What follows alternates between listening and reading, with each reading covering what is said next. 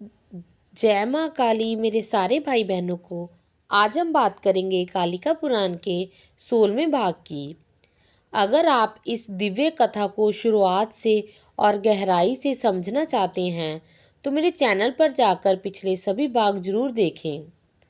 माता सती, महादेव और दक्ष यज्ञ की ये रहस्यमय कथा आपको भक्ति, त्याग और शिव शक्ति का अद्भुत रहस्यों से परिचित कराएगी। हर भाग में छिपा है ऐसा रहस्य जो शायद आपने पहले कभी नहीं सुने होंगे। मार्कंडेय ऋषि आगे की कथा सुनाने लगे। वो बताते हैं कि वह पर्वत का शिखर सोने और सुंदर रत्नों से सजा हुआ था। वह पहाड़ सूरज की तरह चमक रहा था। भगवान शिव और माता सती उस सुंदर पर्वत पर रहने आए थे। वहां पारदर्शी चमकदार पत्थर लगे हुए थे। वहां हरियाली और सुंदर पेड़ पौधे थे। रंग बिरंगे फूलों की बेलें और सुंदर तालाब वहां मौजूद थे। पेड़ों की हरी भरी डालियां बहुत ही सुंदर लग रही थी। भौरे फूलों पर मंडरा रहे थे, जिससे जगह और सुंदर लग रही थी। खिले हुए लाल और नीले कमलों से वो स्थान सजा हुआ था। वहां सुंदर पक्षियों के झुंड और कदब के वृक्ष थे। सारस, क्रॉच और नीलकंठ जैसे पक्षी वहां घूम रहे थे। उन पक्षियों की आवाज़ों से पूरा वातावरण गूंज रहा था। कोयल की मीठी आवाज़ वातावरण को और भी ज़्यादा मधुर बना रही थी। वहां हिरन भी घूम रहे थे। वहां सिद्ध पुरुष और दिव्य प्राणी भी रहते थे। अप्सराएं और गंधर्व वहां आनंद लेते थे। देवता, देवताओं और किन्नर उस स्थान पर घूमते और आनंद मनाते थे। वहां पर्वतों के सुंदर नगर और बहुत सी सुंदर कन्याएं थीं। वीणा जैसे मधुर भाग बज रहे थे। ढोल, मृदंग और कई वाद्य यंत्र बज रहे थे। संगीत की मधुर आवाजें चारों ओर फैली हुई थी। सुंदर अप्सराएं नृत्य कर रही थी। इससे वह स्थान और भी ज्यादा सुंदर लग रहा था। वहां दिव्य सुगंध वाली बेलें और फूल थी। खिले हुए फूलों से पूरा स्थान भर गया था। सुंदर बगीचे और कुंज उस स्थान को सुंदर बना रहे थे।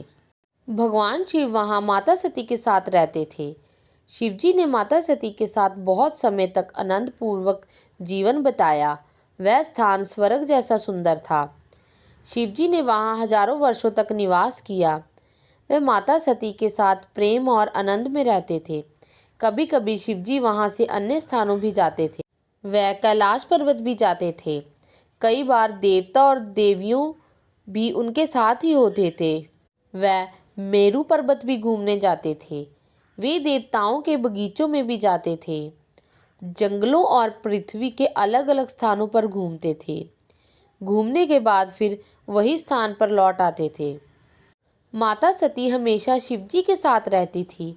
शिवजी माता सती के साथ प्रेम पूर्वक समय बिताते थे। वह प्रेम में इतने मगन थे कि दिन रात का ध्यान नहीं रहता था।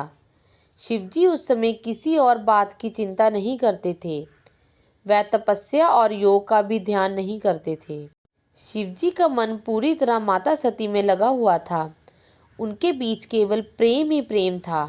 उधर माता सती हर जगह केवल शिवजी जी को ही देखती थी। शिवजी जी भी हर समय माता सती को ही देखते रहते थे। दोनों एक दूसरे के प्रेम में पूरी तरह डूबे हुए थे। इस प्रकार दोनों का प्रेम बहुत ही गहरा हो गया। उनका प्रेम एक बड़े वृक्ष की तरह बढ़ता गया। शिवजी और माता सती ने प्रेम और भावनाओं में पूरी तरह जीवन बिताया। उसी समय संसार का भला करने वाले प्रजापति दक्ष ने एक बड़ा यज्ञ करने का विचार किया। दक्ष ने बहुत विशाल और भव्य यज्ञ शुरू कर दिया। वह दक्ष सभी प्राणियों के कल्याण के लिए था। उस यज्ञ में 80,000 विद्वान ब्राह्मण हवन कर रहे थे। ऋषियों ने देवताओं या को संबोधित करते हुए कहा, हे देवियों, वहाँ 64,000 वेद मंत्र गाने वाले पुरोहित थे। उतने ही यज्ञ कराने वाले पुरोहित और नारद जैसे महान ऋषि भी वहाँ मौजूद थे। भगवान शिव समय मरुदगणों के साथ उस यज्ञ को देख रेख कर रहे थे। ब्रह्मा जी समय यज्ञ के नियम और विधियों का संचालन कर रहे थे। सभी दिशाओं के देवता उस यज्ञ की रक्षा कर रहे थे।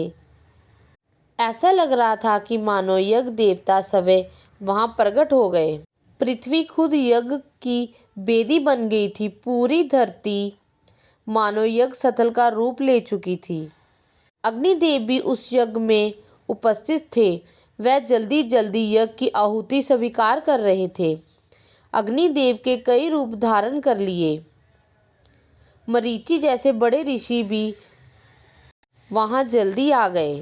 वह सभी पवित्र वस्त्र और आभूषण धारण किए हुए थे। उन सभी को यज्ञ में आमंत्रित किया था। उन ऋषियों ने मिलकर यज्ञ की अग्नि प्रज्वलित की। अलग अलग समूह वेदों के मंत्र गा रहे थे। वेदों की धुनी चारों ओर गूंज रही थी। वह धुनी धरती और सभी दिशाओं में केवल फैल रही थी। पूरा आकाश मंत्रों की आवाज से भर गया था। दक्ष ने किसी भी योगी को यज्ञ से दूर नहीं रखा था। ना कोई ऋषि छोड़ा, ना कोई देवता, ना मनुष्य छोड़े गए और ना ही पक्षी, ना पेड़, ना पौधे और ना पशु छोड़े। यहाँ तक कि जंगल के जानवरों को भी नहीं छोड़ा गया। दक्ष ने गंधर्वों को भी बुलाया। विद्याधर और सिद्ध पुरुष भी आए। सूर्यवंशी देवता और ऋषि भी वहां मौजूद थे। यज्ञ में सभी चलने फिरने वाले जीव भी आए। किसी को भी यज्ञ से बाहर नहीं रखा गया। ऐसा लग रहा था कि जैसे समय के साथ सभी काल वहां पर उपस्थित हो। साल, महीने, दिन और रात सब उस यज्ञ में शामिल प्रतीत हो रहे थे। समय की छोटी छोटी झांकियां भी मानो मौजूद वहां थी। पूरा संसार उस यज्ञ में एकत्रित हो गया। दक्ष द्वारा बुलाए गए महर्षि भी वहां आए। राजश्री और दिव्य समूह भी वहां मौजूद थे। राजा अपने पुत्रों सहित आए थे। देवताओं के समूह भी वहां पर पहुंचे थे। छोटे कीड़े मकोड़े भी यज्ञ में शामिल हो गए। समुद्र के जीव भी मानो उपस्थित थे। बंदर, बाघ और भयंकर जीव भी आए। पर्वत, नदियां और समुद्र तक उस यज्ञ का भाग बन गए। तालाब और कुएं भी शामिल हो गए। संसार की हर वस्तु उस यज्ञ में आई थी। सभी देवता अपनी अपनी आहुति लेने के लिए आए। घी और दूध से भरी आहुति यज्ञ में चढ़ाई जा रही थी। पाताल लोक के असुर भी उस यज्ञ में आए। नाग कन्याएं और सभी देवताओं की सभा वहां उपस्थित थी। संसार के लगभग सभी प्राणी और देवता बुलाए गए थे, चाहे जीवित हो या निर्जीव। दक्ष ने बहुत बड़े और दान देने वाले यज्ञ की शुरुआत की थी। लेकिन दक्ष ने केवल भगवान शिव को नहीं बुलाया, यानी शिवजी को जानबूझकर निमंत्रण नहीं भेजा। दक्ष सोचते थे कि शिवजी कपाल धारण करते हैं, इसलिए वे यज्ञ के योग्य नहीं हैं। दक्ष ने अहंकार में मान लिया कि शिवजी इस यज्ञ के आने के लिए योग्य नहीं है। इसी कारण दक्ष ने भगवान शिव को यज्ञ में नहीं बुलाया। सती दक्ष की बहुत प्रिय पुत्री थी, लेकिन क्योंकि वह भगवान शिव की पत्नी थी, इसलिए दक्ष ने सती को भी यज्ञ में नहीं बुलाया। दक्ष ने पहले ही तय कर लिया था कि शिवजी और सती माता को दोनों को आमंत्रित नहीं देना। जब माता सती ने ये बात सुनी कि उनके पिता दक्ष बहुत बड़ा यज्ञ कर रहे हैं, लेकिन केवल इसलिए कि वो शिवजी की पत्नी है, इसलिए उन्होंने यज्ञ में आमंत्रित नहीं किया, ये सुनकर माता सती बहुत ज़्यादा क्रोधित हो गई। उनका गुस्सा अपने पिता दक्ष पर था। उस समय उनका चेहरा और आंखें गुस्से के कारण लाल हो गई।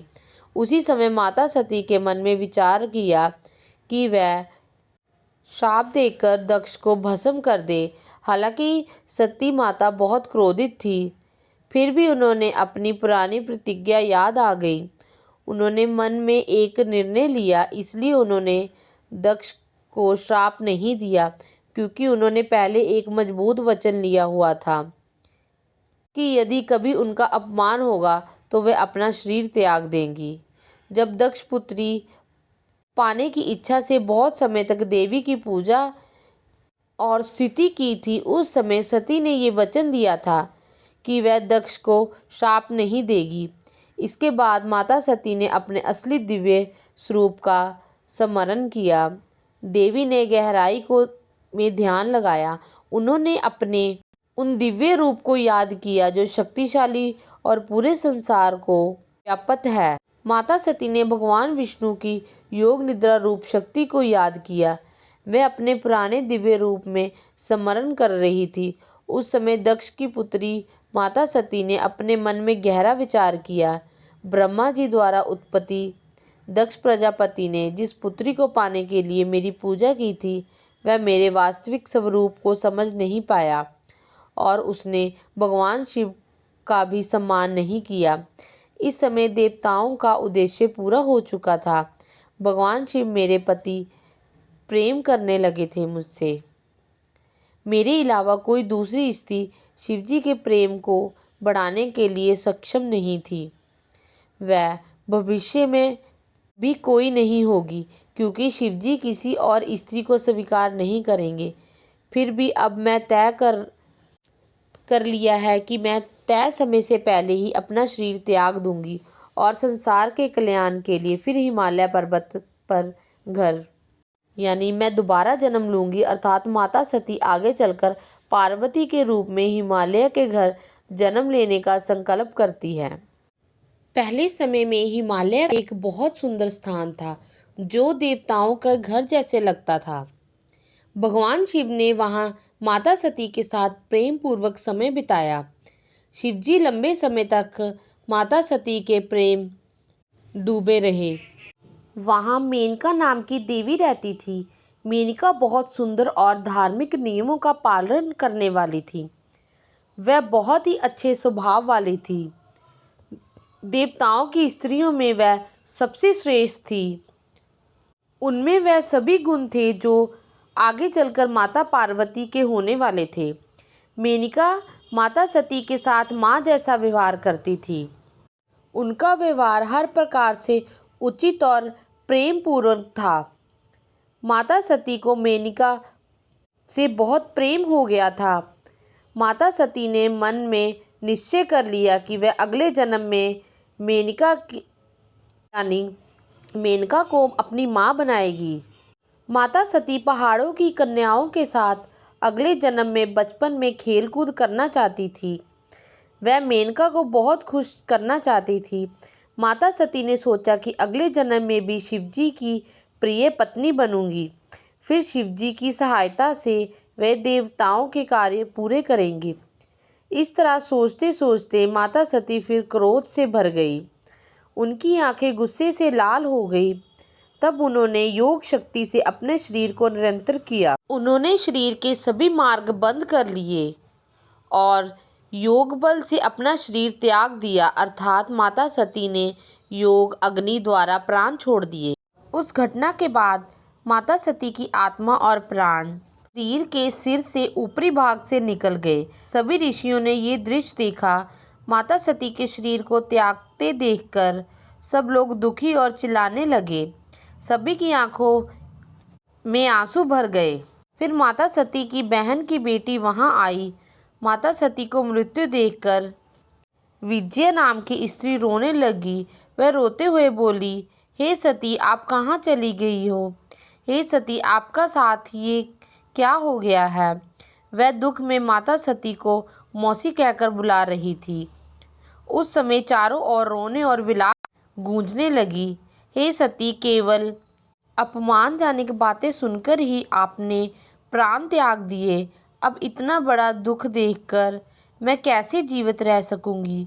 उस समय वह अपने हाथों से माता सती के चेहरे को बार बार साफ कर रही थी। वह रोते हुए दुख प्रकट कर रही थी। उसने प्रेम और दुख में माता सती के चेहरे को चूमा। उनकी आंखों से आंसू बह रहे थे। उनके आंसू माता सती के चेहरे और शरीर पर गिर रहे थे।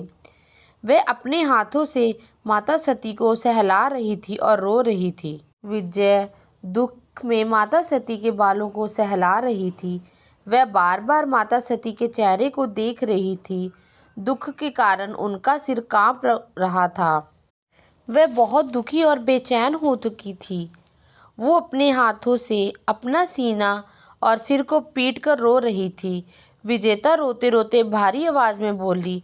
उसने दुख से भरे शब्दों से कहा, हे सती, आपकी माता वीरनी जब आपकी मृत्यु की खबर सुनेगी तो वो बहुत दुख में टूट जाएगी। वह इस दुख में कैसे जीवित रह पाएगी? शायद वह भी तुरंत ही प्राण त्याग देगी। आपके पिता दक्ष ने इतना कठोर काम कैसे कर दिया? आपकी मृत्यु की खबर सुनकर कोई कैसे जीवित रह पाएगा? आपके हाथ पर ये क्या हुआ है? आपके साथ जो हुआ, अपने कर्मों को सोचकर दक्ष भी बाद में दुख से परेशान होंगे, क्योंकि उन्होंने बहुत निर्दयी काम किया है। दक्ष करने वाले यानी दक्ष यज्ञ करने वाले होकर भी उन्होंने बुद्धि नहीं दिखाई। वो ऐसे गलत काम क्यों कर रहे थे? क्योंकि उनके अंदर सच्ची श्रद्धा नहीं थी। उन्होंने अपनी बुद्धि खो दी थी। हे माता, विजया बच्चे की तरह फूट फूट कर रो रही थी। वह कह रही थी, माता कुछ बोलिए। मैं आपके प्रेम में दुख से टूट चुकी हूँ। मेरे लिए अब जीना कांटों जैसा दर्द बन गया है। हे माता, क्या आप अभी भी शिवजी की बातों को याद कर रही हैं? आपकी वही सुंदर चलती हुई आंखें, आपका सुंदर चेहरा और नाक अभी भी वैसे ही है, लेकिन उनमें जो जीवन और चमक थी वह अब कहाँ चली गई है? आपकी प्यारी मुस्कान खो गई है। भगवान शिव आपके बिना, आपकी सुंदर आंखें और रूप को देखकर जीने वाले शिवजी अब आपकी मुस्कान के बिना आपकी ये अवस्था देखकर कैसे सह पाएंगे? हे माता, आपके बिना शिवजी के आश्रम में आने वाले लोग अब मीठी और प्रेम भरी बातें कौन करेगा? आपकी तरह आदर पूर्वक बोलने वाली, अपने पति शिवजी की भावनाओं को समझने वाली, हमेशा उनका साथ निभाने वाली, आपके जैसे गुणों वाली अब कौन होगी? हे देवी, अब आपके बिना भगवान शिव दुख में अपना मानसिक संतुलन खो देंगे। उनका मन बहुत ही दुखी हो जाएगा। वह उदास और शांत हो जाएंगे। इस तरह वह बहुत ही दुखी होकर विजय सती माता के साथ बातें करती है और वो रोती है। माता सती को मृत देखकर विजया टूट गई थी। वह अत्यंत दुखी और पीड़ा से भरी हुई थी। आगे की कथा सुनने के लिए मेरे साथ जुड़े रहिए। अगर आपको मेरी वीडियो अच्छी लगी तो मेरे चैनल को लाइक कीजिए, सब्सक्राइब कीजिए। अगर आप माँ काली को और शिव जी को प्यार करते हैं तो कमेंट में हर हर महादेव, जय माँ काली ज़रूर लिखिए। जो महादेव के और माँ काली के भक्त हैं उनको ये वीडियो ज़रूर शेयर कीजिए। जय माँ काली, ओम नमः शिवाय। जय माँ काली मेरे सारे भाई बहनों को। आज हम बात करें